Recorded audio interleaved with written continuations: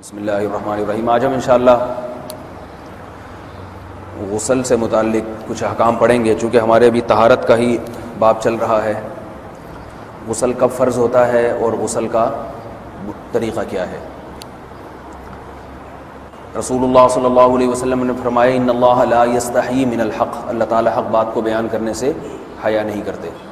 تو غسل کے جو مسائل ہیں ان میں بھی بعض دفعہ کچھ ایسی باتیں آتی ہیں جو بظاہر حیا کے خلاف ہیں، لیکن علم کی ایک بات ہے، سیکھنے اور سکھانے میں حیا اگر کریں گے تو پھر ظاہر ہے ساری زندگی جاہل ہی رہے گا انسان۔ اور غسل کے مسائل سیکھنا اس لیے ضروری ہے کہ غسل جب فرض ہوتا ہے تو جب تک مکمل غسل نہ ہو آپ کی نماز ادا نہیں ہوتی۔ رسول اللہ صلی اللہ علیہ وسلم نے فرمایا الماء من الماء، حدیث ہے کہ غسل فرض ہوتا ہے خواہش نفس کے ساتھ جسم سے منی خارج ہونے سے۔ مرد پہ غسل کب فرض ہوگا؟ جب اس کے جسم سے شہوت کے ساتھ منی خارج ہو۔ منی بالکل سفید رنگ کی چیز ہے، ایک ہوتی ہے مزی۔ شہوت پیدا ہونے سے اگر کسی کے مرد یا عورت کے صرف رطوبت خارج ہونا شروع ہو گئی، اس سے غسل فرض نہیں ہوتا۔ جب تک مکمل شہوت پوری نہیں ہو جاتی اور مادہ منویہ خارج نہیں ہو جاتا، چاہے احتلام کی صورت میں ہو یا کسی بھی طرح سے ہو۔ مردوں کے ساتھ چونکہ یہ بہت زیادہ ہوتا ہے نائٹ فال کی صورت میں، مردوں پر غسل کی یہ صورت بہت زیادہ فرض ہوتی ہے۔ جیسے ہی بلوغت ہوتی ہے تو احتلام شروع ہو جاتا ہے، ہفتے میں 1 دفعہ 2 دفعہ 3 دفعہ، بعض نوجوانوں کو روزانہ بھی 2 دفعہ ہوتا ہے، جبکہ خواتین میں یہ والے غسل کی صورت بہت ہی کم ہوتی ہے کہ ان کو نائٹ فال ہو یا اس طرح سے غسل فرض ہو۔ ہزاروں میں کسی ایک عورت کے ساتھ ایسا ہوتا ہے۔ ایک صورت تو یہ ہے غسل فرض ہونے کی۔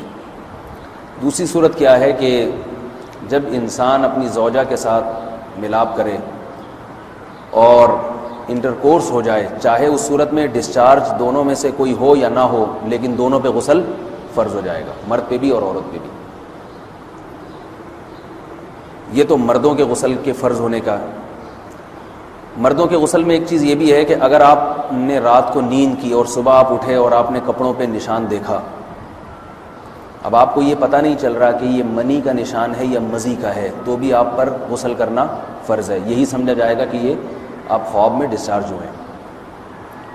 عورت پر جو غسل فرض ہوتا ہے ایک اور صورت میں ہوتا ہے کہ جب خواتین کو ایام آنا بند ہو جاتے ہیں، حیض یا نفاس سے جب پاک ہو جائیں تو بھی ان پہ غسل فرض ہے۔ یہ تو غسل کی فرضیت سے متعلق احکام تھے۔ کچھ چیزیں ایسی ہیں جن میں غسل سنت ہے، فرض نہیں ہے۔ جمعہ کے دن غسل کرنا، رسول اللہ صلی اللہ علیہ وسلم نے بہت زیادہ تاکید کی ہے۔ سنت کی 2 قسمیں ہیں، سنت مؤکدہ اور سنت غیر مؤکدہ۔ مؤکدہ وہ ہوتی ہیں کہ جن کو چھوڑنے کا اگر کوئی معمول بنا لے تو گناہ کا خطرہ ہے، اور ایسا شخص قابل ملامت ہے، اسے شریعت ملامت کرتی ہے، برا بھلا کہتی ہے۔ تو غسل سنت مؤکدہ ہے، ہفتے میں 1 مرتبہ، چاہے جمعے کے دن ہو یا کسی بھی دن ہو۔ جو مسلمان ہفتے میں 1 دفعہ بھی نہیں نہاتا، وہ کتنا ہی نیٹ کلین ہو، مگر شریعت کی نظر میں وہ قابل ملامت ہے، اسے تانے دینے چاہیے کہ شرم نہیں آتی، ہو مسلمان مگر رہتے ہو بھنگیوں اور چماروں کی طرح۔ ملامت تو اسی کو کہتے ہیں نا۔ اس کی دلیل رسول اللہ صلی اللہ علیہ وسلم نے فرمایا، صحیح حدیث ہے، حق علی کل مسلم ان یغتسل کل اسبوع مرۃ، کہ ہر مسلمان پر لازم ہے کہ وہ ہفتے میں کم از کم 1 مرتبہ غسل کرے۔ ہر مسلمان پر لازم ہے، چاہے اس پہ غسل فرض نہ بھی ہو۔ اور کس دن بہتر ہے؟ جمعہ کے دن۔ نبی صلی اللہ علیہ وسلم نے حکم دیا ہے کہ جمعے کے دن غسل کیا جائے۔ امام احمد ابن حنبل کا مذہب یہ ہے کہ جمعے کے دن غسل کرنا واجب ہے، صرف سنت نہیں ہے بلکہ واجب ہے، لیکن جمہور کا مذہب یہ ہے کہ سنت عمل ہے۔ غیر مسلم جب اسلام قبول کرتا ہے تو اس وقت بھی اس کے لیے غسل کرنا سنت ہے۔ جب ہم مردے کو نہلاتے ہیں تو جو مردے کو نہلائے اس کے لیے بھی خود غسل کرنا افضل ہے، سنت عمل ہے۔ عید کے دن غسل کرنا سنت عمل ہے۔ تو یہ وہ تمام مواقع ہیں جن میں غسل کرنا رسول اللہ صلی اللہ علیہ وسلم کی سنت ہے۔ غسل کا طریقہ کیا ہے؟ غسل میں 3 چیزیں فرض ہیں، منہ بھر کے قلی کرنا، ناک میں پانی ڈالنا کہ ناک کی جو نرم جگہ ہے یہ اچھی طرح تر ہو جائے، اور پورے جسم پہ ایک مرتبہ پانی بہا دینا کہ جسم میں بال کے برابر جگہ بھی خشک نہ رہے. یہ تو ہے فرض، یعنی یہ کام کسی نے کسی بھی طرح سے کر لیا تو غسل ادا ہو جائے گا، چاہے اس کی نیت غسل کی تھی یا نہیں تھی. کوئی آدمی چلتا ہوا جا رہا ہے، پھسل کے تالاب میں گر گیا، پورے غوطے کھا کے باہر نکلا، کلی کر لے اور ناک میں پانی ڈال لے تو غسل اس کا ادا ہو جائے گا. البتہ چونکہ نیت نہیں تھی لہذا غسل کا ثواب نہیں ملے گا، ثواب نیت کے بغیر نہیں ملتا انسان. دلائل اس کے الگ موضوع ہے کہ اس کی دلیل کیا ہے کہ بغیر نیت کے بھی غسل ہو جاتا ہے، لیکن میں نے بتایا دلائل کا سیشن نہیں ہے، اس میں پھر بات لمبی ہو جائے گی. تو یہ تو ہے فرض، پورے جسم پہ پانی بہانا کلی اور ناک میں پانی. سنت طریقہ کیا ہے؟ رسول اللہ صلی اللہ علیہ وسلم غسل کیسے کرتے تھے؟ سنت طریقہ جس پہ جو اختیار کرنا چاہیے وہ طریقہ یہ ہے کہ جب آپ غسل کے لیے بیٹھیں تو سب سے پہلے وہ جگہ دھوئیں جہاں نجاست اور ناپاکی لگی ہوئی ہے. نائٹ فال ہوا، کسی کو احتلام ہوا، تو جہاں جہاں گندگی لگی ہے پہلے اس جگہ کو دھوئیں. استنجا کریں، شرمگاہ کو دھوئیں اچھی طرح. سمجھ رہے ہیں بات کو؟ اس کے بعد ہاتھ دھوئیں اور مکمل وضو کریں جیسے ہم عام حالات میں وضو کرتے ہیں. مکمل وضو کرنے کے بعد دائیں کندھے پہ پانی ڈالا، لیفٹ سائڈ پہ پانی ڈالا. پہلے زمانے میں تو چلو سے غسل ہوتا تھا، ہاتھ دھو لیے تو اب چلو سے پانی لے کے یہاں ڈالا جا رہا ہے، چلو سے پانی لے کے یہاں ڈالا جا رہا ہے، پورے جسم پہ ملا جا رہا ہے، اور چلو سے پانی لے کے 3 دفعہ سر پہ ڈالا جا رہا ہے. تو آج کل چلو ولو تو ہے نہیں، شاور کے نیچے جا کے کھڑے ہو جاتے ہیں، تو اس میں یہ کہ شاور کھولیں اس میں کھڑے ہو جائیں، سارے چلو اس میں خود بخود ہی ہو جائیں گے، پورے جسم پہ پانی بہہ جائے گا. نبی صلی اللہ علیہ وسلم کے دور میں یہ جدید چیزیں نہیں تھیں، شیمپو اور صابن، تو آپ صلی اللہ علیہ وسلم بیری کے پتوں سے غسل کی ترغیب دیا کرتے تھے. بیری کے پتوں کو اگر پانی میں پکایا جائے تو پانی میں میل کچیل صاف کرنے کی صلاحیت بہت بڑھ جاتی ہے. ہمارے زمانے میں اس تکلف کی ضرورت نہیں ہے، صابن ملتے ہیں اس سے نہا لے آدمی، نہایا کریں. بہرحال کہنے کا مقصد یہ آپ لوگوں سے، تو یہ سنت طریقے سے غسل ہو جائے گا آپ کا. سمجھ رہے ہیں بات کو؟ سب سے پہلے استنجا کیا، اس کے بعد وضو کر لیا، اس کے بعد غسل کر لیا. اگر کسی نے غسل میں وضو نہیں کیا اور ویسے ہی پورے جسم پہ پانی بہا دیا تو بھی اس کا وضو خود بخود ہو جائے گا. اس غسل سے وہ نماز پڑھ سکتا ہے، کیونکہ بعض لوگ غسل کرنے کے بعد دوبارہ وضو کر رہے ہوتے ہیں. اس کی ضرورت نہیں ہے، کیونکہ جب غسل کرتے ہیں تو وضو والے اعضاء تو خود بخود اس میں دھل جاتے ہیں. یہ ہے غسل کا طریقہ. وضو کیسے ٹوٹتا ہے؟ جن چیزوں سے غسل فرض ہوتا ہے ان چیزوں سے وضو تو بہرحال ٹوٹتا ہی ہے. اس کے علاوہ بھی وضو ٹوٹتا ہے. اس سے پچھلے لیکچر میں نے کچھ تفصیل بتائی تھی کہ نجاست جسم سے کہیں سے بھی خارج ہو جائے یا نجاست نکل کے بہہ پڑے. اگر قضائے حاجت کی جگہوں سے نجاست خارج ہوئی ہے تو نظر بھی آ جائے وضو ٹوٹ جائے گا، اور قضائے حاجت کے علاوہ جگہوں سے اگر نجاست خارج ہوئی ہے، خون وغیرہ ہے جیسے، تو جب تک نکل کے بہے گا نہیں تو اس وقت تک وضو نہیں ٹوٹے گا. سمجھ رہے ہیں بات کو؟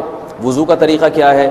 سب سے پہلے دونوں ہاتھوں کو دھویا جائے، 3 دفعہ کلی کی جائے، مسواک کی جائے، 3 دفعہ ناک میں پانی ڈالا جائے، پھر پورے چہرے کو پیشانی، یہ جو ہے جہاں سے پیشانی ہماری شروع ہو رہی ہے اور تھوڑی کے نیچے، تھوڑی جہاں ختم ہو رہی ہے، اور ایک کان کی لو سے دوسرے کان کی لو تک 4 اعضاء ہیں وضو میں دھونا فرض ہیں. 1 چہرہ، نمبر 2 بازو، نمبر 3 سر کا مسا، چوتھائی سر، اور نمبر 4 پاؤں کو دھونا. اس کی دلیل قرآن مجید کی مشہور آیت ہے فَاغْسِلُوا وُجُوهَكُمْ وَأَيْدِيَكُمْ إِلَى الْمَرَافِقِ. اللہ فرماتے ہیں ایمان والو جب نماز کا ارادہ ہو تو اپنے چہروں کو اور اپنے ہاتھوں کو دھو، سر کا مسا کرو اور پاؤں کو ٹخنوں سمیت دھو. دھونے کا حکم ہے قرآن مجید میں. البتہ سر کے بارے میں یہ نہیں ہے پورے سر کا مسا کرو، بلکہ آ رہا ہے وَامْسَحُوا بِرُؤُوسِكُمْ. با کا لفظ ہے، با آتی ہے تبعیض کے لیے کہ سر کے بعض حصے کا مسا. اب بعض حصے کا قرآن حدیث میں کہیں تذکرہ نہیں ہے، تو اس میں فقہاء کرام کے اجتہادات ہیں. امام شافعی فرماتے ہیں تھوڑا سا بھی ٹچ کر لیا سر کو ہو جائے گا. امام ابو حنیفہ فرماتے ہیں نہیں، کم از کم 1/4 کا ہونا ضروری ہے. سب کے اپنے اپنے دلائل ہیں، ان دلائل میں نہیں جاتا. فقہ حنفی کو جو فالو کرنے والے ہیں تو ان کو چاہیے کم از کم 1/4 سر کا مسا. یہ فرض ہونے کے لیے ضروری، مگر سنت کیا ہے؟ پورے سر کا مسا. نبی صلی اللہ علیہ وسلم دونوں ہاتھوں کو بھگو کے پورے سر کا مسا کرتے تھے ایسے. سمجھ رہے بات کو؟ اور مسا کے جو یہ ٹیکنیکل طریقے ہیں کہ آپ یوں پہلے انگلی بنائیں، پھر یوں لے کر جائیں، پھر یوں گھما کے لائیں، پھر یوں، یہ ٹیکنیکل طریقے حدیث سے ثابت نہیں. مسح کا طریقہ کیا ہے؟ بھیگا ہوا ہاتھ لے کے ایسے پورے سر کو بس ہو گیا. پھر حدیث میں یہ بھی ہے کہ یوں لے جاؤ اور یہ بھی ہے کہ دو واپس بھی لے کر آؤ, دونوں طرح سے ثابت ہے. تو ایسے بھی کر سکتے ہیں کہ یوں لے جائیں, اور ایسے بھی کر سکتے ہیں لے کے جائیں اور پھر واپس بھی لے آئیں, دونوں طریقے جائز ہیں. لیکن کم از کم سنت اتنی ہے کہ پورے سر کا مسح ہونا چاہیے.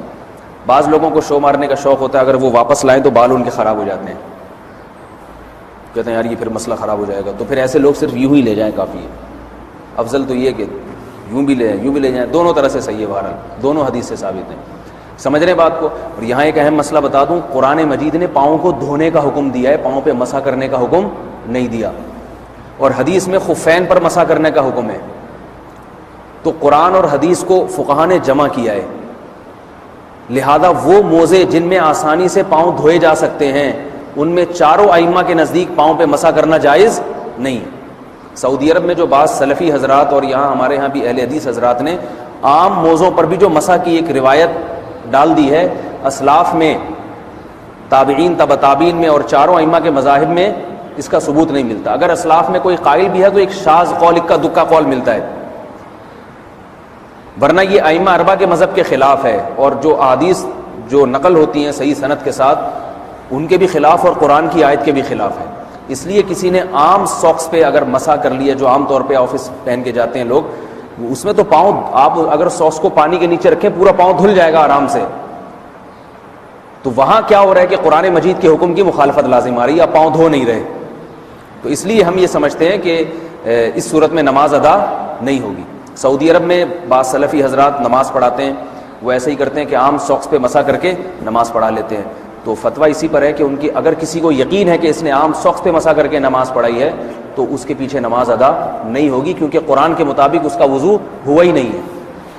صدیوں تک کوئی بھی اس قول کا قائل نہیں رہا ہے کہ عام ساکس پہ بھی مسح ہو جاتا ہے. یہ ابن تیمیہ رحمہ اللہ تعالیٰ 7ویں صدی میں اس کے قائل تھے, اور تابعین میں اکا دکا قول ملتے ہیں اس کے, لیکن شاذ قول ہیں, مرجوح قول ہیں, جن پر امت نے فتویٰ نہیں دیا. اور اب سعودی عرب میں بعض سلفی حضرات اس کے قائل ہیں. ہمارے ہاں اہل حدیث حضرات بھی چونکہ اکثر سعودی عرب کے سلفی حضرات ہی کو فالو کرتے ہیں, تو انہوں نے بھی وہیں سے یہ فتویٰ لیا ہے. لیکن ائمہ اربعہ کے مذہب میں اور دلائل کے لحاظ سے دیکھا جائے تو یہ مذہب کمزور ہے. قرآن نے پاؤں کو دھونے کا حکم دیا, آپ دھوئیں گے پاؤں جب تک دھونا ممکن ہے. چمڑے کے موزے ہیں ان کو دھونا ممکن نہیں ہے اتارے بغیر, لہذا ان موزوں کے اوپر مسح ہو جائے گا. تو اس سے قرآن پر بھی عمل ہو جائے گا اور حدیث پر بھی عمل ہو جائے گا. اس لیے ائمہ اربعہ نے جو قرآن و حدیث کو سمجھ کے جو فیصلہ کیا ہے اس پہ چلنا ہمارے لیے زیادہ مفید ہے بنسبت آج کل کے جو علماء ہیں ان کی اپنی ذاتی آراء پر. اس لیے یہ بھی ایک وضو سے متعلق اہم مسئلہ تھا. سمجھ رہے ہیں؟ باقی تو ماشاءاللہ وضو کرنا سب کو آتا ہی ہے. اور وضو کے بعد دعا کیا ہے؟ کلمہ شہادت, اشہد ان لا الہ الا اللہ وحدہ لا شریک لہ اشہد ان محمدا عبدہ ورسولہ اللہم اجعلنی من التوابین واجعلنی من المتطہرین. اے اللہ تو مجھے بار بار توبہ کرنے والوں میں شامل کر دے اور بار بار پاکیزہ رہنے والوں میں شامل کر دے. توبہ اس لیے کہ میں نے ظاہری طہارت تو حاصل کر لی, مجھے روحانی طہارت بھی عطا کر دے. اگر میں نے گناہ کیے ہوں تو مجھے ان سے بھی توبہ کی توفیق عطا فرما لے, تاکہ اس لحاظ سے بھی میرا وضو ہو جائے, اس لحاظ سے بھی میں پاک ہو جاؤں. سبحانک اللہم و بحمدک, نشہد ان لا الہ الا انت نستغفرک و نتوب الیک.